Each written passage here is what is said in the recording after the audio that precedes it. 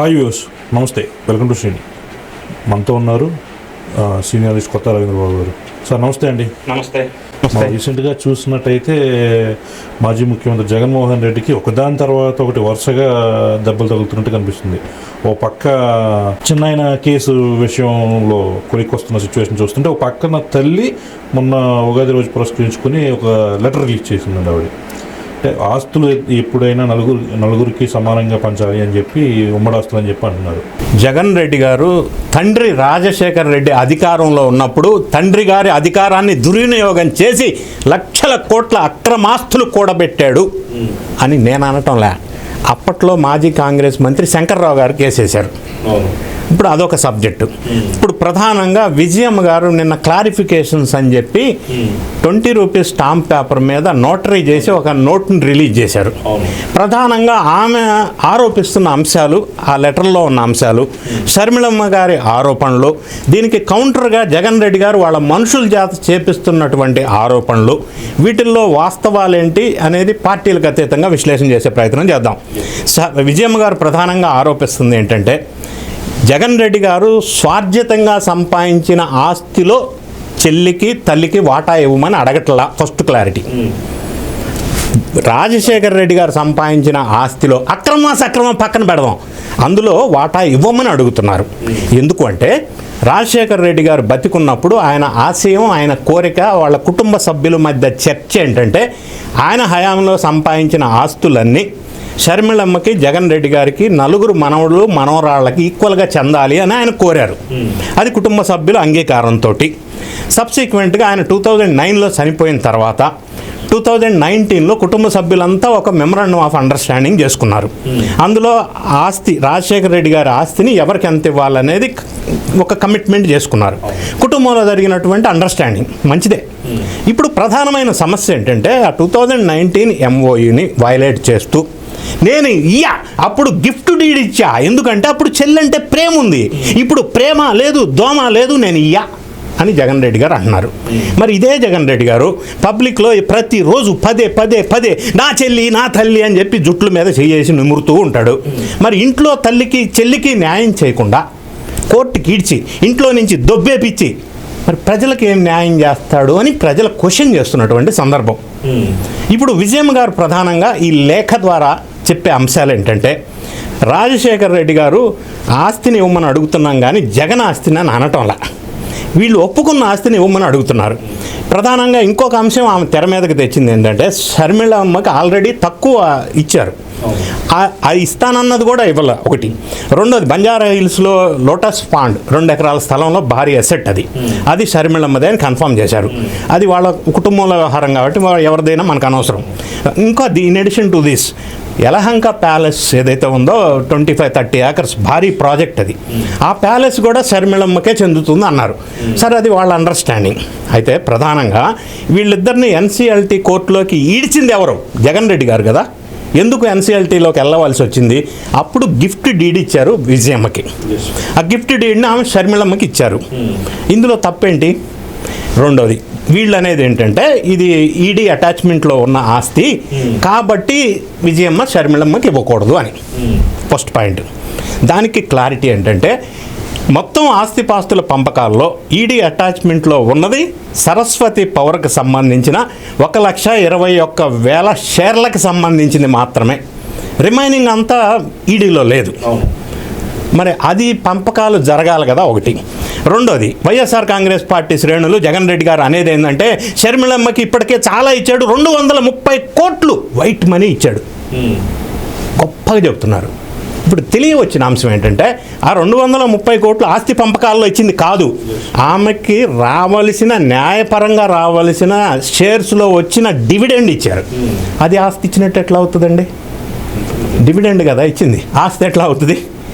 ఇప్పుడు ఇంకొక అంశం ఈమె ద్వారా తెలియవచ్చింది ఏంటంటే, రాజశేఖర్ రెడ్డి గారు 2004లో అసలు ఈ ఆస్తి ఎక్కడి నుంచి వచ్చిందని మనం ఆలోచించినట్టయితే, 2004లో ఆయనకి మేక్ ఆర్ బ్రేక్ పరిస్థితి, డూ ఆర్ డై పరిస్థితి. ఎందుకంటే ఫైనాన్షియల్గా బాగా కొలాప్స్ అయిన పరిస్థితి 2004లో. అప్పుడు గెలవకపోతే చాలా కష్టమైన పరిస్థితి. అప్పటికే బంజారా హిల్స్లో ఉన్న ఆయన రెసిడెన్షియల్ హౌస్ అమ్మకానికి పెట్టాడని ఒక వార్త వచ్చింది. ఆ ఎలక్షన్లో గెలిచారు, 2009లో చనిపోయారు. ఈ మధ్యకాలంలో ఈయన ముఖ్యమంత్రిగా ఉన్నప్పుడు జగన్ రెడ్డి గారు బెంగళూరు కేంద్రంగా చేసుకొని అక్రమాస్తులు కూడబెట్టారు టిడ్కో ప్రో ద్వారా.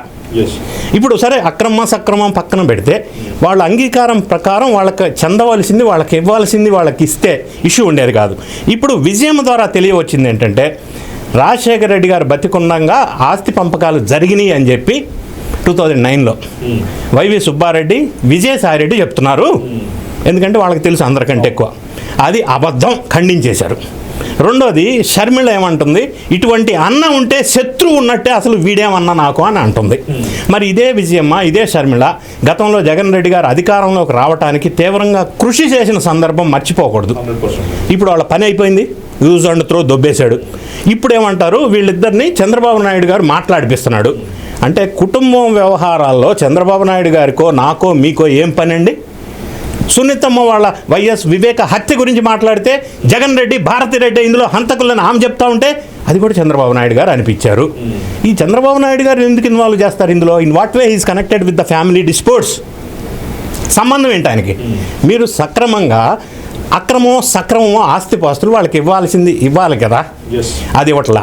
విజయమ్మ గారు వాపోయేది ఏంటంటే వాళ్ళ మనవళ్ళు మనవరాళ్ళకి చెందవలసిన, ఎందుకంటే తాత ఆస్తి, ఈయన సంపాదించిన ఆస్తి కాదు, మరి వాళ్ళకి అన్యాయం చేయకూడదు కదా అని చెప్పి ఆమె ఆవేదన. ఒక తల్లి చెప్తా ఉంటే వీడు ఏం కొడుకు, ఏం జరిగిందో నిజం దేవుడికి తెలుసు, నా కొడుకు తెలుసు, నాకు తెలుసు అని ఆమె అంటా ఉంటే తల్లి మాటలు మనం వినాలి కదండి. తల్లిని వీధిని పడేసి వీళ్ళు తల్లిని చెల్లిని కూడా సోషల్ మీడియాలో అనకూడని మాటలు, వినకూడని మాటలు, వాళ్ళ శారీస్ విషయంలో కూడా కామెంట్స్ చేపించారే. మరి ఈరోజు వాళ్ళు తల్లి ఓపెన్గా మాట్లాడుతుంది, చెల్లి ఓపెన్గా మాట్లాడుతుంది, సునీతమ్మ ఓపెన్గా మాట్లాడుతుంది. కుటుంబానికి సంబంధించిన ఇంతమంది ముఖ్యమైన వ్యక్తులు ఒక వ్యక్తి మీద, వాళ్ళ మనస్తత్వం మీద ఇంత ఘాటుగా విమర్శిస్తుంటే జగన్ రెడ్డి గారు దీన్ని పొలిటికల్ యాంగిల్లో చూస్తున్నారు. ఇది పొలిటికల్ యాంగిల్ ఎట్లా అవుతుంది? ఇది వేరే రాజకీయ పార్టీలకి ఏం సంబంధం? ఇంట్లో సమస్యను ఇంట్లో కదా పరిష్కారం చేసుకోవాలా, అప్పుడు కదా ప్రజల్లోకి రావాలి. అది పరిష్కారం చేసుకోకుండా ఇందులో రాజకీయ రంగు, రాజకీయ కుట్ర, రాజకీయ కోణాన్ని ఇన్వాల్వ్ చేసి ఇంకొకరి మీద బ్లేమ్ చేసే ప్రయత్నం ఎంతవరకు కరెక్ట్? విజయం అడిగే దాంట్లో తప్పేంటి? ఈయన ఎందుకు పరిష్కారం చేసుకోవట్లేదు? దీని ద్వారా విజయమ్మ ఎన్సీఎల్టీలో ఒక పిటిషన్ వేయటం వల్ల జగన్ రెడ్డి గారికి ఎన్సీఎల్టీలో గట్టి కౌంటర్ పడినట్టయింది. వైవి సుబ్బారెడ్డి, విజయసాయిరెడ్డి చెప్పినట్టుగా ఆయన బతికుండగా ఆస్తి పంపకాలు జరగలేదు. 2019లో చేసుకున్న మెమరాండం ఆఫ్ అండర్స్టాండింగ్ ఇంప్లిమెంట్ చేయడంలో ఈయన ఫెయిల్ అయ్యారు. ఇవన్నీ పరిష్కారం చేసుకోవాల్సింది పోయి ఈయన ఏమంటారంటే ఈడీ అటాచ్మెంట్స్లో ఉన్నది గిఫ్ట్ డీడు వాళ్ళకి ఇవ్వకూడదు అని అంటారు. మిగతా ఆస్తులన్నీ ఈడీ అటాచ్మెంట్లో లేవు, మరి వాటిని ఇవ్వాలి కదా. అట్లాంటి అన్నీ ఇవాళ ఇష్యూస్ పరిష్కారం చేసుకోకుండా ప్రజల్లో వేరే రకంగా ప్రొజెక్ట్ చేసి రాజకీయ కోణంలో దీన్ని చూడటం వల్ల వైఎస్ఆర్ కాంగ్రెస్ పార్టీకి ఇంకా డ్యామేజ్ జరిగే అవకాశం ఉంది. ఎందుకంటే తల్లి చెల్లి చెప్పింది నమ్ముతారు తప్ప వేరే వాళ్ళు చెప్పింది ఎట్లా నమ్ముతారు? దీన్ని రాజకీయ కోణంలో ఇంకొక రాజకీయ పార్టీని ఇన్వాల్వ్ చేస్తే ప్రజలు ఎలా విశ్వసిస్తారు? ఈయన మొదలు చేయవలసిన ప్రయారిటీ వర్క్ ఏంటంటే కుటుంబంలో ఉన్న వివాదాన్ని పరిష్కారం చేసుకోవాలా, న్యాయసమ్మతంగా మానవీయ కోణంలో తల్లికి చెల్లికి రావాల్సింది ఇచ్చి అది కంప్లీట్ చేసుకొని అప్పుడు ప్రజల వద్దకు వెళ్ళాలి. అప్పటికే ఈయన క్రెడిబిలిటీ ఉంటుంది. లేకపోతే ఇంకా పూర్తిగా పతనమయ్యే పరిస్థితి ఉంటుంది జగన్ రెడ్డి గారు లేదా ఆయన పార్టీ అని మనకు అనిపిస్తూ ఉంది. అయితే మనకి తెలుగులో ఒక సామెత ఉందండి, ఇంట గెలిచి రచ్చగలం. కరెక్ట్. ఇంట్లోనే ఇప్పుడు చెల్లిని తల్లిని నమ్మకుండా బయటికి గెంటేసిన వ్యక్తి వాళ్ళని ఎంత ఇబ్బంది పెడుతున్నాడు. అదేవిధంగా రాష్ట్ర ప్రజల్ని గత 5 సంవత్సరాలు ఎంత ఇబ్బంది పెట్టారో మనం చూసాం. రేపొద్దున్న మళ్ళీ మేము అధికారంలోకి వస్తే అని ప్రతిసారి బెదిరిస్తూ వీళ్ళిస్తున్న వాంగ్మూలం ఎట్లనో మనం చూస్తున్నాం. దీన్ని ఏ విధంగా తీసుకోవచ్చు? అంటే అధికారంలోకి వస్తారా రారా, వైనాట్ 175 అది పక్కన పెడదాం, వైనాట్ కుప్పమా పక్కన పెడదాం, వైనాట్ పీఠాపురమా పక్కన పెడదాం, మాట్లాడిని ఇష్టం వచ్చినట్టు మాట్లాడిని. ఇప్పటి వరకు 11 ఇచ్చారు. ఇదే పందా కొనసాగితే 1 - 1 = 0 అవుతుంది. ముందు ఈయన కుటుంబ సమస్యల్ని పరిష్కారం చేసుకోవాలా. అది ఫస్ట్ మానవత్వ కోణంలో, మానవ సంబంధాల నేపథ్యంలో, కుటుంబంలోనే గెలవకుండా మీరు ప్రస్తావించినట్టుగా ప్రజల్లో నా చెల్లి నా తల్లి అంటే ఎవడు నమ్ముతారండి? ముందు ఇది కదా పరిష్కారం చేసుకోవాలా. వాళ్ళు ఊరికే బజార్ను పడి ఒక కొడుకుని లేదా ఒక అన్నని ఎందుకు విమర్శిస్తారు? నేను నమ్ముతా నా తల్లి చెప్తుంది, నేను నమ్ముతా నా చెల్లి చెప్తుంది, ప్రజలు నమ్ముతారు కదండి. దాన్ని కదా పరిష్కారం చేసుకోవాలి ఫస్ట్. అనవసరంగా రాజకీయ యాంగిల్లో దీన్ని తీసుకెళ్ళి లబ్ధి పొందాలని చూస్తే నష్టం జరుగుతుంది అనేది స్పష్టం. అయితే ఇంటిలో సమస్యలు ముందు పరిష్కరించి తర్వాత జనాల్లోకి జగన్మోహన్ రెడ్డి గారు వస్తే బాగుంటుంది అని చెప్పి కొత్త రవీంద్రబాబు గారు చెప్తున్నారు. రైట్ అండి, నమస్తే. Thank you.